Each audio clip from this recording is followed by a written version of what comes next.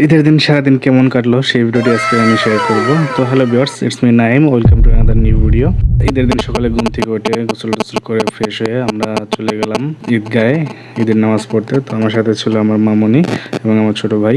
তো প্রতি বছরের ন্যায় ঈদগাহ মাঠে অনেক লোকজন হয়। তো এই ঈদগাহ মাঠে প্রায় 3-4 গ্রামের লোকজন এখানে এসে নামাজ পড়ে।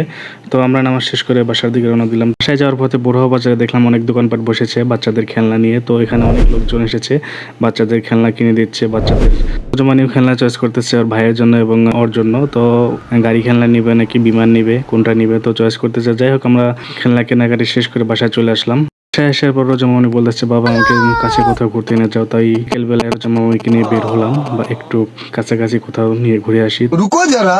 আমাদের বাড়ি থেকে কাছেই বেড়াবসনা রোড। তো এটা সবার একটি প্রিয় জায়গা, দুই পাশে গ্রিন এবং রোজামামনির খুব প্রিয় একটি জায়গা। তো সেখানে গিয়ে আমরা সবার কিছুক্ষণ করো। সময় কাটালাম এবং রোজামামনির কয়েকটি ছবি তুললাম।